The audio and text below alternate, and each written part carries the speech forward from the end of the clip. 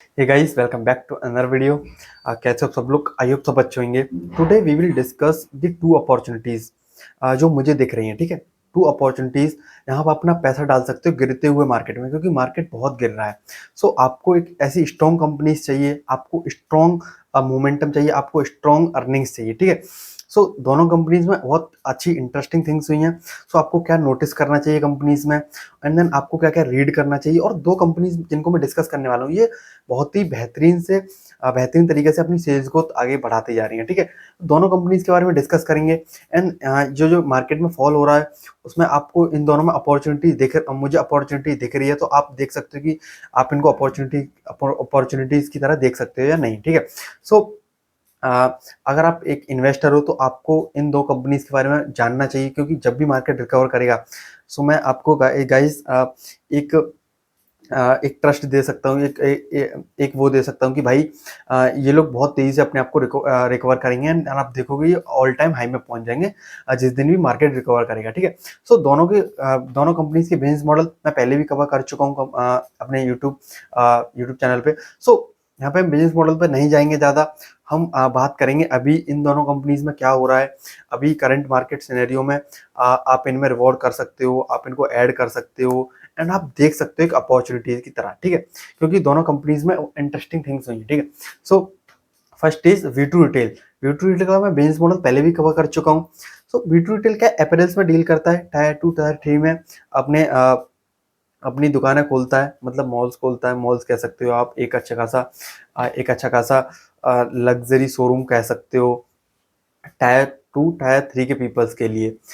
जो लोग ऑर्गेनाइज से ऑर्गेनाइज में शिफ्ट हो रहे हैं, मतलब कि जो लोग रैंडम मार्केट से कुछ भी प्रोडक्ट बाई करते थे, क्लॉथ्स ले लो आप, कपड़े वगैरह.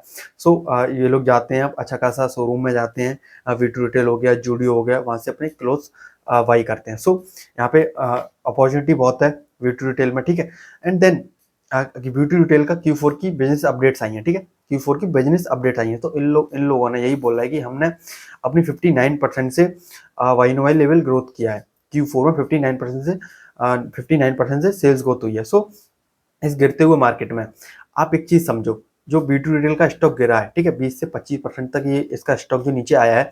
सो इसके जो बिजनेस में तो कोई दिक्कत नहीं है ना. बिजनेस तो 59% से सेल्स ग्रोथ कर रहा है अपनी.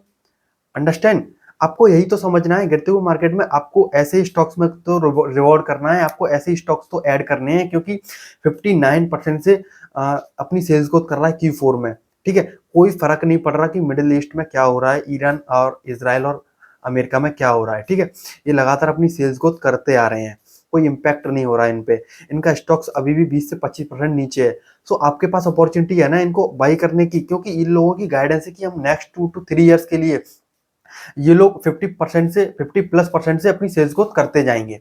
ठीक है, तो नेक्स्ट 2 to 3 ईयर्स के लिए 50% से अपनी सेल्स ग्रोथ करते आएंगे, तो आपको ऐसी अपॉर्चुनिटीज तो चाहिए होती है ना. तो आप ब्यूटी रिटेल को देख सकते हो, Q4 की अपडेट देखो, विच इज वेरी गुड. अच्छी खासी अपडेट आई है. 798 करोड़ की इन्होंने सेल्स करी है, एंड आई थिंक 33 स्टोर्स खोले हैं इन लोगों ने अपने. ठीक है, Q4 में. सो आप देखो ये बिजनेसेस कैसे अपने आप को ग्रो करते आ रहे हैं, इंडिया में कैसे ग्रोथ करते आ रहे हैं. अब जो भी अटैक हो रहा है, जो भी इसराइल ईरान और अमेरिका में हो रहा है, उससे इन पर कोई फर्क नहीं पड़ रहा, इनके बिजनेसेस में कोई फर्क नहीं पड़ रहा.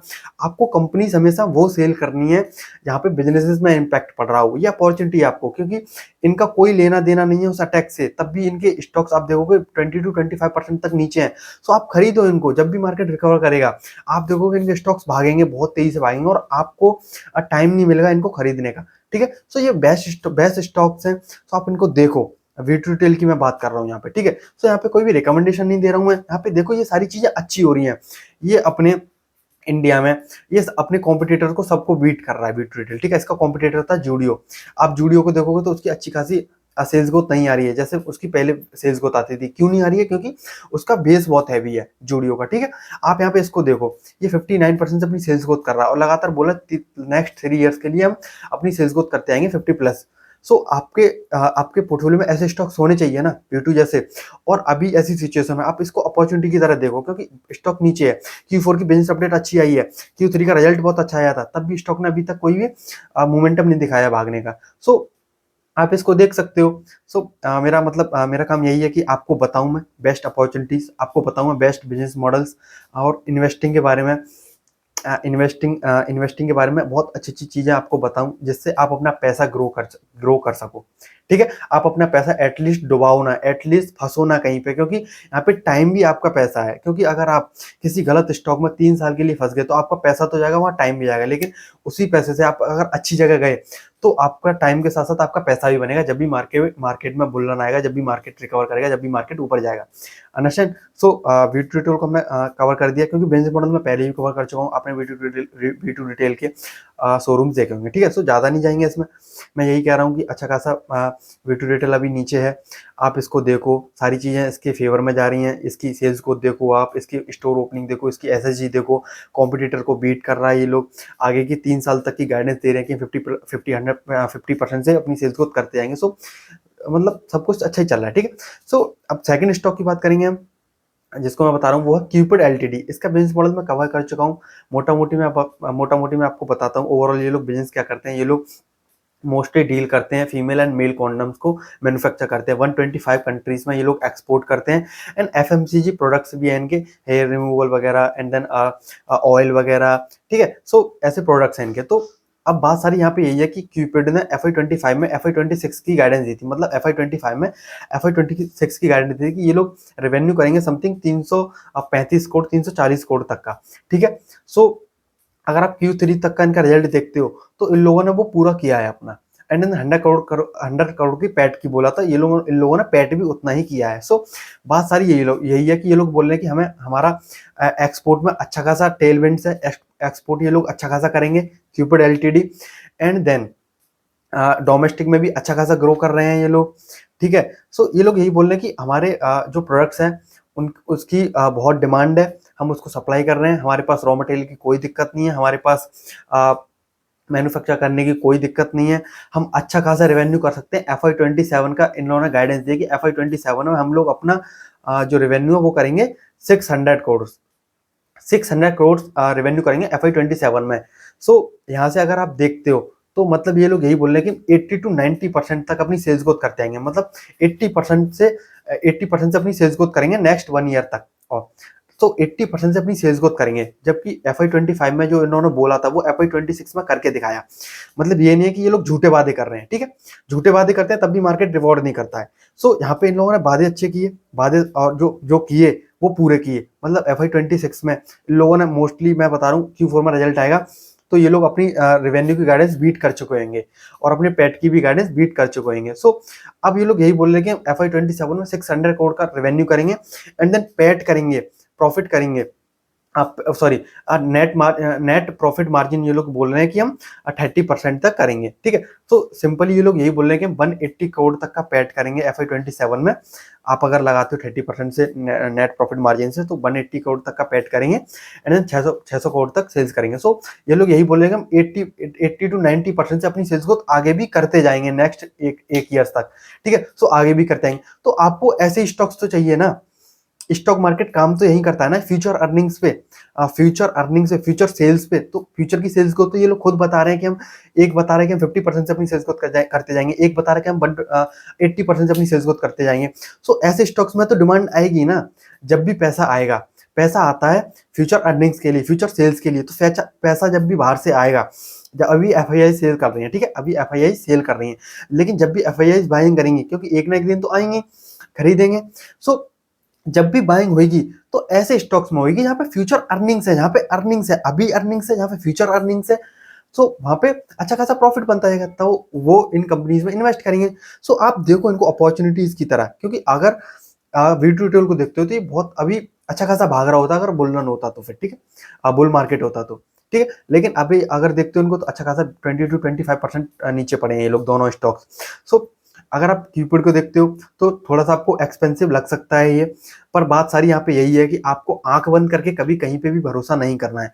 आपको क्या करना है इन दोनों स्टॉक्स में, V2 यही बोलता है कि 50% से अपनी सेल्स ग्रोथ करते आएंगे, तो आपको यही देखना कि V2 50% से अपनी सेल्स ग्रोथ करते आए और अपने न्यू स्टोर्स खोलता है। ठीक है, क्यूपिड को अगर आप देखते हो तो क्यूपिड ने अपनी 600 करोड़ की सेल्स ग्रोथ की बोला है, तो आपको यही देखना है कि ये अब अपनी 600 करोड़ की जो सेल्स ग्रोथ बोला है वो हर क्वार्टर में सेल्स ग्रोथ अपनी 70 to 80% से अपनी सेल्स ग्रोथ बढ़ा रहे हैं नहीं बढ़ा रहे हैं, ठीक है। इनका जो नेट प्रॉफिट मार्जिन है वो 30% तक आसपास जा रहा है नहीं जा रहा है। सो जो भी बोला इन लोगों ने वो करते जा रहे हैं, तो आप देखोगे ये स्टॉक्स बहुत आगे बढ़ते जाएंगे, ठीक है। और दोनों ही स्टॉक्स का मुझे जो बिजनेस मॉडल है वो बहुत अच्छा लगता है। इन लोगों ने जो बोला है वो करके दिखाया है, एंड देन आगे जो बोल रहे हैं हम यही चाहेंगे ये करके दिखाएं और हमारे लिए पैसा बनाए, अंडरस्टैंड। सो आप देख सकते हो जो B2 की Q4 की जो बिजनेस अपडेट्स आई हैं वो आप जाके देख सकते हो स्क्रीनर पे। एंड देन ऑल्सो जो क्यूपिड ने जो गाइडेंस दी है वो क्यूपिड ने ही गाइडेंस दी है, मैं अपने आप से खुद नहीं बता रहा हूँ कुछ भी, ठीक है। ये जो भी इन्फॉर्मेशन है ये दोनों कंपनीज के मैनेजमेंट ने दी है। सो मैनेजमेंट पे आपको मैनेजमेंट पे भरोसा करना चाहिए क्योंकि वही कंपनी चला रहे हैं, ठीक है। तो मेरा मतलब यही है, ऐसे गिरते हुए मार्केट में आपके पास ऐसी कंपनीज होनी चाहिए जो बहुत अच्छी से अपने, इनके स्टॉक्स पर कोई भी फर्क नहीं पड़ रहा है, इनके स्टॉक पर कोई भी इफेक्ट नहीं पड़ रहा है डायरेक्ट जो वॉर चल रहा है उससे, ठीक है। तो सारी बात यही है कि आपके पास ऐसी कंपनीज होनी चाहिए, आपके पोर्टफोलियो में ऐसी कंपनीज होनी चाहिए, क्योंकि आप देख सकते हो इतने गिरते हुए मार्केट में भी इतना पैनिक है, इतनी अनसर्टिनिटी है, इतना रिस्क है, ठीक है। मार्केट से पैसा निकाल रहा है जब भी ये कंपनी मुश्किल से 15 से 20% तक नीचे आई है, बस अंडरस्टैंड कर रहे हो। यहाँ पे अगर आप बेकार कंपनीज को देखते हो जिनमें अर्निंग्स नहीं है, जिनमें सेल्स ग्रोथ नहीं है, वो 40 to 50% तक नीचे डली हैं, ठीक है। वो कंपनी उठेंगी नहीं जब तक उनमें अर्निंग्स नहीं आएंगी, जब तक उनमें सेल्स नहीं आएगी। लेकिन ये कंपनीज आप देखो ब्यूटी को, क्यूपिड को, इनमें अभी भी सेल्स ग्रोथ है और आगे की भी सेल्स ग्रोथ की बात कर रहे हैं। सो आप ऐसी कंपनीज को पढ़ो, अपना टाइम वेस्ट मत करो रद्दी कंपनीज में, ठीक है। इनको इनके कॉम्पिटिटर से देखो, P2P एनालिसिस करो, B2 अपने हर कॉम्पिटिटर को बीट कर रहा है, क्यूपिड को देखो। सो यही है मेरा काम, यहीं पे यही है कि आपको ऐसी अपॉर्चुनिटीज बताना, आपको ऐसी जगह अभी आपको बताना कि आप डरो मत। अगर इनके स्टॉक्स हैं आपके पास तो देखो ये सारी अच्छी चीजें हो रही हैं, ठीक है। इनका कोई भी डायरेक्ट संबंध नहीं है, कोई भी रिलेशन नहीं है ईरान और उस इजराइल अटैक से, ठीक है। सो यही काम है, आप इनको ऐड करो, आप इनको पढ़ो, जब तक ये कंपनी अच्छा करती आती है आप इनके साथ रहो, पर आंख बंद करके भरोसा किसी पे और कहीं पे भी मत करो, कोई से स्टॉक पे, ठीक है। पढ़ो, समझो, समझो कि इन्वेस्टिंग चलती कैसी है, ये इन्वेस्टिंग होती कैसी, ठीक है। आई होप मैंने सब कुछ कवर किया होगा ओवरऑल। Thank you guys.